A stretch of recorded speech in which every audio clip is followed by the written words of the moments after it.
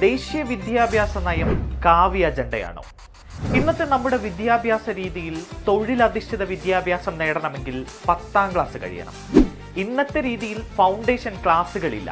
അതായത് LKG, UKG സംവിധാനം ഇപ്പോൾ അനൗദ്യോഗികമായി PTA സഹായത്തോടെയാണ് നടക്കുന്നത്. സർക്കാർ സ്കൂളുകളിൽ LKGയും UKGയും ഇല്ലാത്തതും ഇതുകൊണ്ട് തന്നെയാണ്. PM ശ്രീയിൽ 5+3+3+4 എന്ന് നിങ്ങൾ കേട്ട് കാണും. ഇതെന്താണ് എന്ന് ഞാൻ ലളിതമായി പറഞ്ഞു തരാം. ഈ കാണുന്ന ചിത്രത്തിലേക്ക് നോക്കൂ.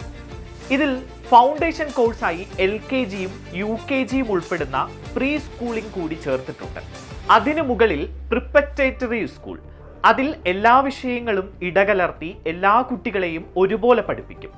ആ കാലഘട്ടത്തിലെ അഭിരുചിക്കനുസരിച്ച് കുട്ടികൾക്ക് 6ാം ക്ലാസ് മുതൽ, അതായത് 11 വയസ്സ് മുതൽ വൊക്കേഷണൽ കോഴ്സ് തിരഞ്ഞെടുക്കാനും അവരുടെ പ്രധാന പഠന മേഖല തീരുമാനിക്കാനുമുള്ള അവസരം ലഭിക്കും.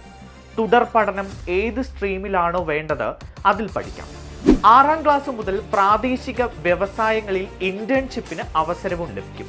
അതിനു മുകളിലുള്ള ക്ലാസ്സുകളിൽ അവരുടെ അഭിരുചിക്കനുസരിച്ച് നൈപുണ്യ പരിശീലനവും നൽകും. +2 കഴിയുമ്പോഴേക്കും ഈ കുട്ടി ഒരു തൊഴിൽ ചെയ്യാനുള്ള കഴിവ് നേടിയിട്ടുണ്ടാകും. തുടർ പഠനത്തിനായി ഡിഗ്രിക്ക് ചേരാം. ഇനി ഡിഗ്രിക്ക് ചേർന്നതിന് ശേഷം 1 വർഷം കഴിഞ്ഞ് കുട്ടിക്ക് ജോലി ചെയ്യണമെന്ന് തോന്നുകയാണെങ്കിൽ ആ പഠനം അവിടെ നിർത്താം. പിന്നീട് തിരികെ വന്ന് പഠനം പുനരാരംഭിക്കാനും സാധിക്കും. അതുമാത്രമല്ല, ഒരു കുട്ടിക്ക് താൻ എടുത്ത സ്ട്രീം തെറ്റായി പോയി അത് മാറണമെന്ന് തോന്നുകയാണെങ്കിൽ അതിനും സാധിക്കും. അതായത് സയൻസ് സ്ട്രീം എടുത്തവർക്ക് ആർട്സിലേക്ക് പൂർണ്ണമായും മാറാം, അല്ലെങ്കിൽ തിരിച്ചും. ആർട്സ് എടുത്തവർക്ക് സയൻസിലേക്കും തിരിയാം. ഇപ്പോൾ നിലവിലുള്ള സംവിധാനത്തിലെ എല്ലാ നിയന്ത്രണങ്ങളും എടുത്തു മാറ്റുകയാണ്.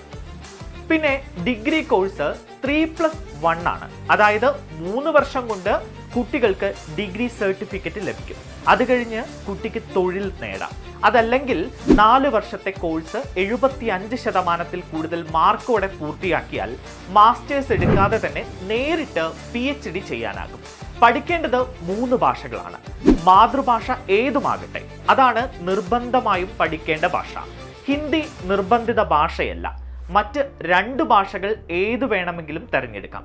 അത് കുട്ടിയുടെ ഇഷ്ടം മാത്രമാണ്. 3 വയസ്സ് മുതൽ 8 വയസ്സ് വരെ മുൻഗണന നൽകുന്നത് മാതൃഭാഷയ്ക്കാണ്. വിദ്യാഭ്യാസം കൺകറന്റ് ലിസ്റ്റ് ആണ്. അതായത് കരിക്കുലം ഫ്ലെക്സിബിൾ ആയിരിക്കും. ഉദാഹരണത്തിന് ആരെ കൊന്നു എന്നൊക്കെ തീരുമാനിക്കുന്നത് സംസ്ഥാന സർക്കാരാണ്.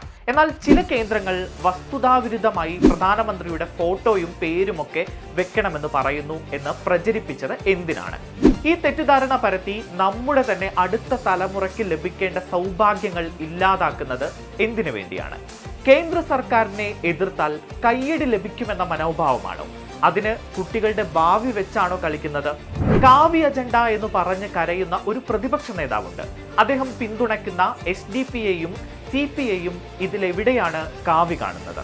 ഇത് കാവ്യ അജണ്ടയാണെങ്കിൽ എന്തുകൊണ്ട് രാജസ്ഥാനിലെ കോൺഗ്രസിന്റെ ഗെഹ്ലോട്ട് സർക്കാർ ഇത് നടപ്പാക്കി?